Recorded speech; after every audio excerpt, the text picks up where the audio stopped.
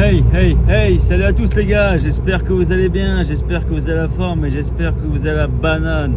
On se retrouve pour une nouvelle vidéo. Je sais pas si vous avez vu dans le titre les gars, grosse galère qui s'est passée en Allemagne lors de l'achat d'un véhicule en Allemagne. Les amis, il y a un truc que j'étais pas au courant mais j'ai quand même tenté. Je vais vous expliquer tout ça dans cette vidéo. Pour les personnes qui ne me connaissent pas, n'hésitez pas à vous abonner à la chaîne YouTube, c'est gratuit, faut pas oublier. Mettez un like pour m'encourager et pour toucher un maximum de personnes. Donc les amis, ici ça va être un mini vlog. Donc là je pars direction voir le client, il habite dans la région parisienne. On va pas donner plus d'informations pour pas rentrer dans l'intimité de la personne. Donc les amis, récemment j'ai acheté une Golf 7 GTI TCR pour un client. Donc c'était un client qui attendait depuis un mois. On a commencé à parler au mois de décembre, donc le 12 décembre. On est parti chercher le véhicule ce samedi. C'était combien? C'était le 9 janvier. Donc ça a pris un mois. On a essayé de chercher ensemble. Et lorsqu'on a vu une bonne affaire, on l'a réservé. Mais avec les fêtes et le nouvel an, c'était un peu compliqué de la chercher bien avant. Je pense que vous avez vu le vlog. Pour les personnes qui n'ont pas vu, c'est achat d'une voiture en Allemagne, épisode 14 ou 15, Golf 7 GTI TCR, une grise. Donc moi j'ai fait le virement personnellement, j'ai fait le virement vendredi 6 janvier. Je fais cette vidéo là comme ça pour les personnes qui vont acheter un véhicule en Allemagne par virement. Ils sauront quand l'argent sera revenu à la destination de la concessionnaire ou du garage en question. Donc les Pachas, j'ai fait le virement le 5 janvier. Ça a été exécuté le 6 janvier, samedi. Moi j'ai fait quoi? J'ai fait 1000 km, je viens au bureau, je dépose tout ce qui est papier personnel de moi. Il est parti faire un petit tour, il revient avec son gros sourire. Il me dit pas d'argent, pas de voiture en allemand. Moi j'ai montré la preuve sur mon téléphone comme quoi l'argent a été débité, comme quoi l'argent a été exécuté, mais il veut rien savoir.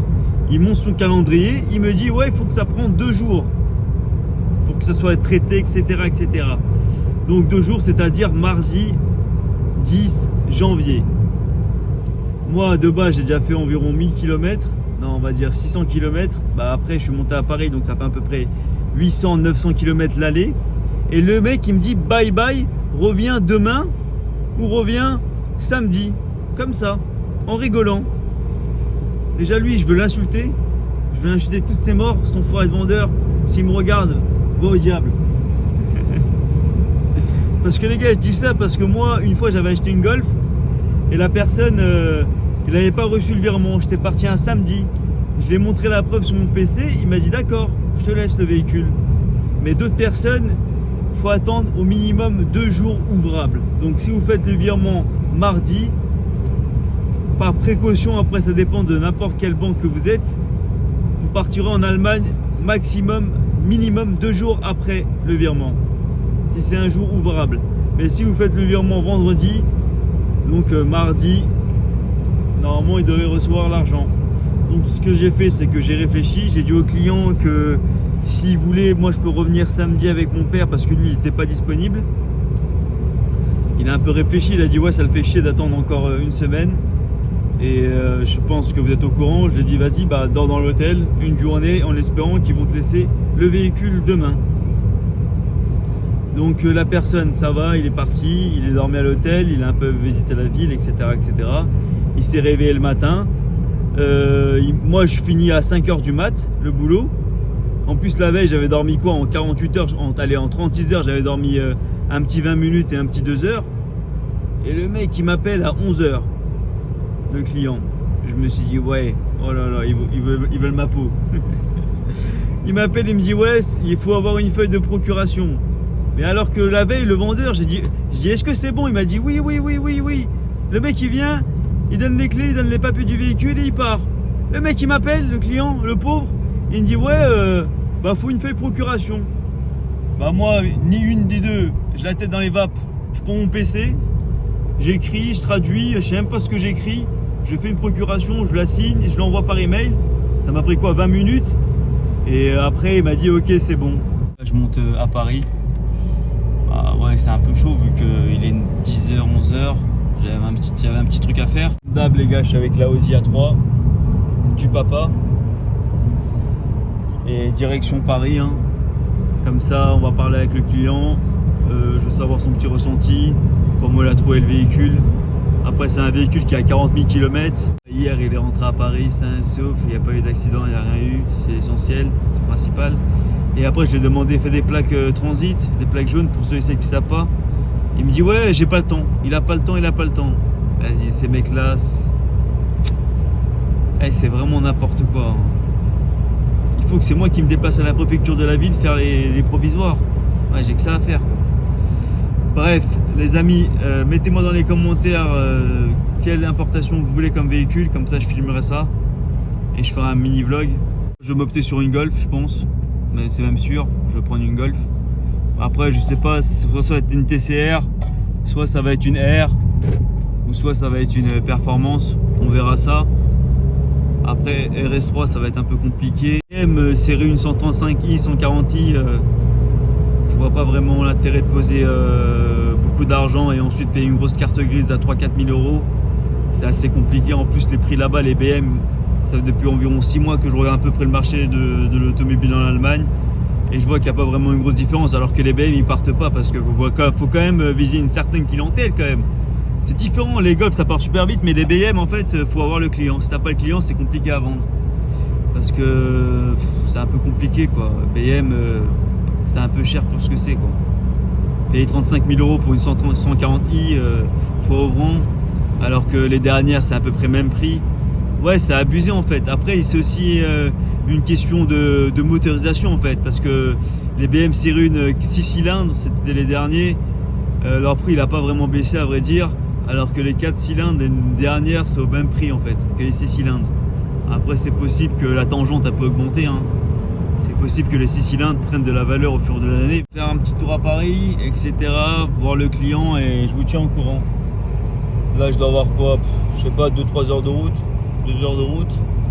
Et on se tient au jus les amis, à toutes. Ah, les amis, on est bien à Paris, là ça bouchonne de ouf comme d'hab quoi. Je suis pas vraiment mécontent d'être venu à Paris. Allez, vas-y, 15 km, t'en as pour 40 minutes. Après on est obligé hein. Bon les amis, je vous tiens au courant lorsqu'on arrive. Mais ouais, je me retrouve au cœur de Paris. Et voilà, franchement, après, il m'a dit que la route s'est bien passée. Il n'avait pas eu de galère. Ouais, la chose qui est bien, c'est qu'il n'a pas eu de galère au retour. C'est cool. Et qu'il a bien aimé le véhicule. Il est content, il m'a dit qu'il n'y a pas eu de soucis. Bah après le problème c'est que c'est un véhicule qui a 40 000 km. Donc c'est un véhicule qui est pas beaucoup borné et que c'est, on va dire que elle est neuve entre guillemets. Mais le problème c'est que si vous partez, je pense il y a pas mal de viewers qui me regardent et qui partent en Allemagne pour acheter des véhicules qui ont plus de 10 mois, pas 10 mois mais 10 ans, 12 ans, 13 ans, et là c'est compliqué pour faire un bon rapport carrière vertical, pour bien vérifier l'historique du véhicule. C'est ça qui est assez complexe. Bon, je vous tiens au courant les amis, allez à toutes. Les amis, on se retrouve devant le véhicule. Sous les yeux, comme je vous dis tout à l'heure, une Golf 7 GTI TCR. Il y a 3 types de catégories. On va dire performance, Club Sport et TCR. Ça, c'est la plus puissante des GTI. Après, c'est l'année 2019. La chose à savoir, c'est que 2019 a immatriculé c'est 1 500-2 000 euros. Et imaginons que ce serait janvier 2020, elle serait passée à 2005 l'immatriculation en Allemagne. Parce que pour amener un véhicule en Allemagne, vous savez qu'il y a un malus à payer. Mais si vous prenez un véhicule sur le bon coin, vous n'avez pas de malus à payer. C'est ça la différence à savoir. Vous payez uniquement le chauffeur officiel. Ah, voici le client. Comment tu vas? Salut, ça va tranquillement. Merci de la vidéo et merci pour la voiture. Ouais. Et un Instagram à donner? Un petit Instagram, là je l'ai créé récemment. Ouais. MKL-TCR. Ouais. Donc bon là c'est le début mais je vais mettre 2-3 photos. Ah t'as changé non? Ouais j'ai changé. En fait j'en ai fait un autre, c'est pour ça. Ok. J'en ai fait un perso et un autre voiture mais là je pense que... N'hésitez pas à le suivre pour les aventures. Peut-être tu vas faire des modifications. Ouais, non? je vais faire 2-3 modifs. Ouais, là pour l'instant, truc simple, tu sais, basique, je vais faire vite teinté. En plus, c'est déjà non d'origine. À l'arrière, il y a pas à l'avant. Ah ouais, mais c'est dangereux ça. Ah, c'est interdit, mais bon après. De toute façon, le contrôle technique, t'en as. Non, mais après, ça compte technique, ça va. Mais après, je vais mettre, je pense, paupières de phare sûrement en noir. Ah ouais, même derrière. Soit noir, soit gris. Franchement, je suis en train de voir parce que si j'arrive à mettre la même couleur que la carrosserie, ça passe. Ah ouais. Je pense que le noir satiné mat, je vais le passer en noir brillant. Logo noir à l'avant et à l'arrière.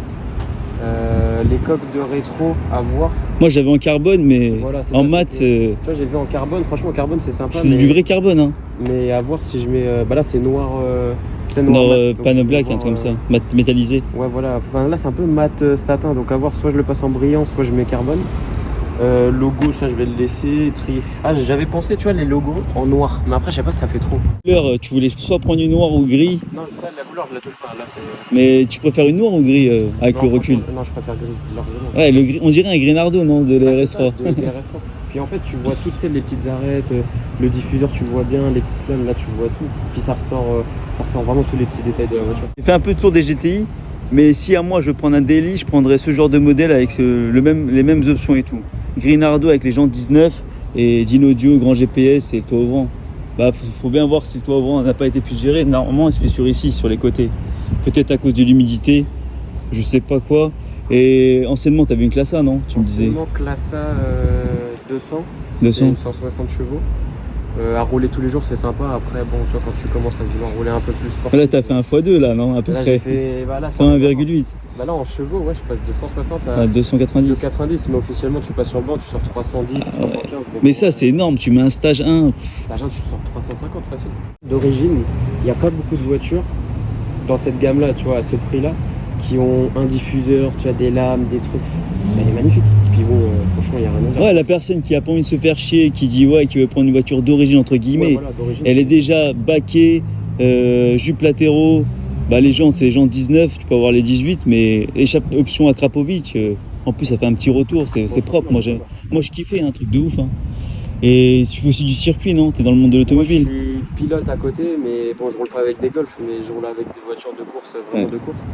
Mais c'est vrai que, tu vois, je sens deux, trois petits trucs là-dedans, tu vois, niveau châssis, franchement, ça va. Les gens qui critiquent les Golf, voilà. Si t'as une Golf, tu vas tout droit dans le mur. Voilà, non si tu vas dans le mur, mais bon, après, tu sais, c'est le pilote aussi qui fait que.